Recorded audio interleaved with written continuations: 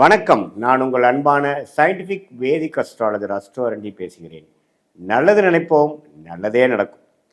இந்த வீடியோவில் நம்ம என்ன பார்க்க போறோம்னா, கன்னி ராசிக்காரர்களுக்கு ஆகஸ்ட் 2026 எத்தகைய ஒரு மாதமாக இருக்க போகுது, எப்படி பலாபலன்கள் இருக்க போகுது, ஓரளவுக்கு சாதகமாக இருக்க போகுதா, பாதகமாக வரப்போதா, நான் எதிர்பார்க்கக்கூடிய விஷயங்களாக நடக்குமா, எது மாதிரி விஷயங்கள் போகுதுங்கிறது இந்த வீடியோவில் நம்ம பார்க்க போகிறோம். சயின்டிஃபிக் வேதிக் அஸ்ட்ராலஜி முறையில் எதையும் மிகைப்படுத்தாமல் உள்ளது உள்ளவாறு இந்த ஒளி தத்துவம் இந்திய வேத ஜோதிட அடிப்படையில் எப்படி செயல்படுகிறது, இந்த மாதிரி பரிகாரங்கள் அருள்வாக்கு அது மாதிரி விஷயத்துக்கு போகாமல் மிகைப்படுத்தாமல் சயின்டிஃபிக்காக நாம் பார்க்க போகிறோம்.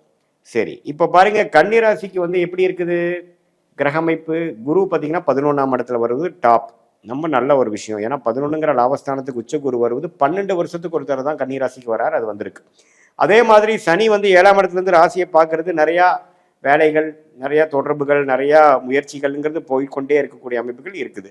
அதே சமயத்தில் 6ஆம் இடத்துல ராகுவும் 12ஆம் இடத்துல கேதுவும் நீடித்திருக்கிறார் ஆகஸ்ட் மாதம் முழுவதும். இப்படி இருக்க இப்போ ராசிதிபதியாக புதன் எப்படி போகிறாருன்னா உச்ச குருவோட சேர்ந்து 11ஆம் இடத்துக்கு வருகிறார் 2-3 தேதியிலேயே ஆகஸ்டில். கிட்டத்தட்ட 3 வாரத்துக்கு அப்படியே இருந்து அதுக்கப்புறம் தான் நட்பு வீடாகிய சிம்மத்துக்கு 12ஆம் இடத்துக்கு வர்றாரு. அதுவும் தப்பு இல்லை.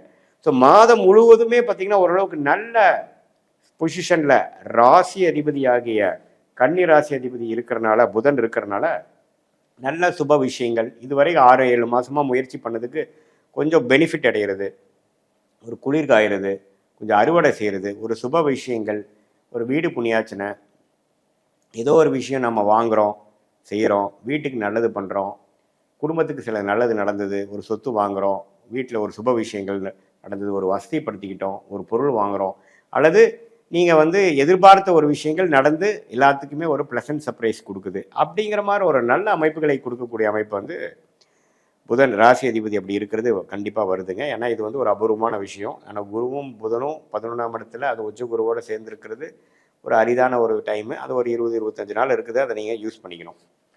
ஸோ அதே மாதிரி உங்களுக்கு சுக்கிரனே பார்த்தீங்கன்னா ராசிக்குள்ளேயே இருக்கிறார். ராசி அதிபதி சுக்கிரனே ராசிக்குள்ளே இருந்தாலும் அவர் செவ்வாய் பார்வையும் சனி பார்வையும் பெறுவதனால கொஞ்சம் டென்ஷன். அந்த நேரத்தில் நீங்கள் கொஞ்சம் டென்ஷன் ஆகிற அமைப்புகளும் இருக்குது. கொஞ்சம் அது ஆயிருமா ஆயிராதாங்கிற மாதிரி இருக்கும். நிறைய அலைச்சல்கள் எல்லாமே உங்கள் தலையில் தான் விடிகிற மாதிரி ஒரு அமைப்புகள், அதெல்லாம் கொஞ்சம் எதிர்பார்க்கலாம். மற்றபடி பார்த்தீங்கன்னா ஒன்றும் பிரச்சனை இல்லை. செவ்வாய் 10ல் இருக்கிறது நல்ல முயற்சி.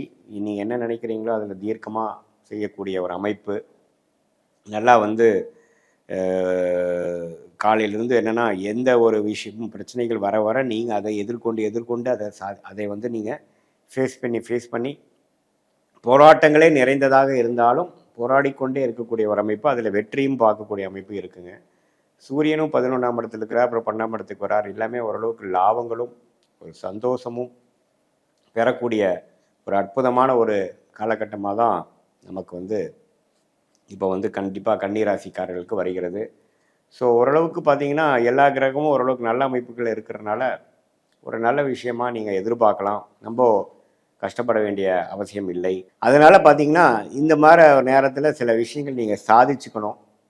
கண்டிப்பாக ஃப்யூச்சரில் அது நல்ல பலனை கொடுக்கும்.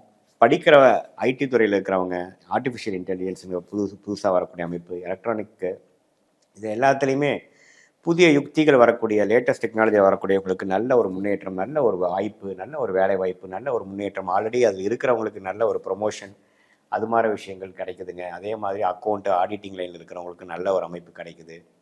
மற்றபடி பார்த்திங்கன்னா அரசியல் சார்ந்த விஷயங்கள், பவர், எலக்ட்ரானிக்ஸ், அது மாதிரி விஷயத்தில் இருக்கிறவங்களுக்கு நல்ல முன்னேற்றங்களை கொடுக்கக்கூடிய அமைப்பு கண்டிப்பாக இந்த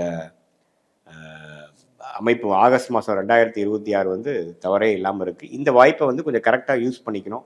இந்த நேரத்தில் சோம்பேறித்தனமாக சோர்வுடன் இல்லாமல் கொஞ்சம் தன்முனைப்போட கொஞ்சம் முயற்சிகள் எடுக்கும் பொழுது கண்டிப்பாக உங்களுக்கு சாதகமான, அது வயசு வித்தியாசம் இல்லாமல் மாணவர்களாக இருந்தாலும் சரி, நடுத்தர வயதினாலும் சரி, இளவட்ட வயதினர் இல்லை கன்னிராசிக்காரர்களாக இருந்தாலும் சரி, முதியோர்களாக இருந்தாலும் சரி, கொஞ்சம் இது வரைக்கும் எதிர்பார்த்த விஷயங்கள் டப்பாடான்னு முடிஞ்சுதுரா சாமி, கைக்கு கொஞ்சம் வந்தது அப்படிங்கிற மாதிரி சில விஷயங்கள் நடக்கக்கூடிய மாதமாக இருக்குது. அதை நீங்கள் பார்த்து முயற்சி செய்து ஓரளவுக்கு செஞ்சு கொள்ள வேண்டும். இது ஒரு பொதுவான பலனை தவிர உங்களுடைய ஜென்ம ஜாதகத்தில் உங்களுடைய பிறந்த தேதி, பிறந்த நேரம், பிறந்த ஊரில் நீங்கள் எது மாதிரி பிறந்தீங்க அது வைத்து நம்ம ஒரு அஸ்ட்ராலஜிக்கல் கன்சல்டேஷன் சயின்டிஃபிக் வேதிக் அஸ்ட்ராலஜி முறையில் பார்க்கும் பொழுது உங்களுக்கு அடுத்து வரக்கூடிய தசா புக்திகள் அந்தரங்கள் சூக்ஷமங்கள் எப்படி இருக்குது, 3 மாதம் எப்படி இருக்குது, அடுத்து வரக்கூடிய 6 மாதம் எப்படி இருக்குது, 1 இயர் எப்படி இருக்குது, லாங் டேர்ம் எப்படி இருக்குது, இங்கே எதை நோக்கி போகலாம், எதை நோக்கி நீங்கள் வந்து அவாய்ட் பண்ணணும், எது மாதிரி விஷயங்கள் உங்களுக்கு வந்து நன்மை கொடுக்கக்கூடிய அமைப்பாக இருக்குது, எது மாதிரி விஷயங்கள் வந்து உங்களுக்கு அவ்வளோ பாசிட்டிவாக இல்லை, உங்களுக்கு யோகமான கிரகம் என்ன, உங்கள் யோகத்தை வந்து நீங்கள் எப்படி புரிந்து கொண்டு அது மாதிரி துறையில் எப்படி போகிறது, எந்த மாதிரி டைமில் நீங்கள் மாறலாம், எந்த மாதிரி டைமில் வந்து உங்களுக்கு தகுந்ததாக இருக்குது, வேலை மாறுதலுக்கு எப்போ நல்ல விஷயம், தொழில் அபிவிருத்தி எப்போ, தொழில் எப்போ ஆரம்பிக்கலாம், இடம் எப்போ வாங்கலாம், கடன் எப்போ குறையும், அது மாதிரி எல்லா காலகட்டத்துக்கும் கன்னிராசிக்காரர் உங்களுக்கு எது மாதிரி விஷயங்கள் நமக்கு பண்ணணும் அப்படிங்கிறது வந்து உங்களுடைய ஜாதகத்தில் எது மாதிரி அமைப்புகள் இருக்குது, பாஸ்ட் இப்போ எப்படி நடந்திருக்கு, ஃப்யூச்சர் எப்படி இருக்குது, எது மாதிரி லைனில் போனால் நமக்கு ஜெயிக்க முடியும், நம்ம டைரக்ஷன் என்ன, எந்த சாய்ஸ் எடுக்கலாங்கிறது சயின்டிஃபிக் வேதிக் அஸ்ட்ராலஜி முறை எதையும் மிகைப்படுத்தாமல் உள்ளது உள்ளவாறு நாம் பார்க்கும் பொழுது நம்மளுடைய கர்மாவை நாமளே தெரிந்து கொண்டு அதுக்கு தகுந்த மாதிரி வாழ்க்கை பயணத்தை நாமளே மேற்கொள்ளும் போது சிரமமின்றி எதிர்நீச்சல் போடாமல் நம்மளுடைய வாய்ப்புகள் என்னவோ அதையே நம்ம கொஞ்சம் முழுசாக பார்த்து அதுக்கு தகுந்த மாதிரி நம்மளுடைய முயற்சிகளாக இருக்கட்டும், நம்மளுடைய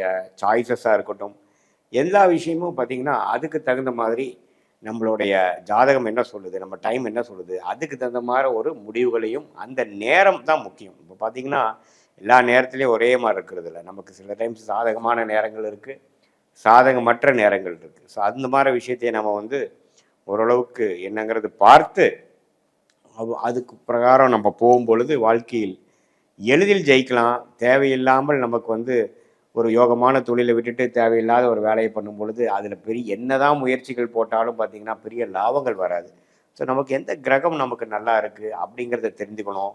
எது மாதிரி டைமில் நம்ம வந்து அது மாதிரி ரிஸ்க் எடுக்கலாம், எது மாதிரி டைமில் கல்யாணம் பண்ணுறது, நமக்கு ஏர்லி மேரேஜா லேட் மேரேஜா அல்லது திருமணம் காதல் திருமணமா அரேஞ்ச் மேரேஜ் வர மாதிரி எப்படி இருக்கா, நம்மளோட ஜாதகத்தில் சுக்கிரன் எப்படி இருக்கார், நம்ம ஜாதகத்தில் 7ஆம் இடங்கிற திருமண ஸ்தானம் எப்படி இருக்குது, லக்னம் எப்படி இருக்குது, லக்னாதிபதி எப்படி இருக்குது, செவ்வாய் எப்படி இருக்குது, இது மூலமாக நம்மளுடைய தொழில் அமைப்புகள், வேலை அமைப்புகள், நம்ம படிப்பு, நம்மளோட முன்னேற்றங்கள், நம்மளோட இன்ட்ரெஸ்ட்டு, இது எல்லாம் எதை நோக்கி போய் கொண்டு இருக்கிறதுங்கிறத சயின்டிஃபிக் வேதிக் அஸ்ட்ராலஜி முறையில் தெரிந்து கொண்டு அதுக்கு தகுந்த மாதிரி முடிவுகள் எடுக்கும் பொழுது வாழ்க்கையில் எளிதில் வெற்றி பெற முடியும் என்று சொல்ல விரும்புகிறேன். மீண்டும் மற்றொரு காணொலியில் சந்திப்போம்.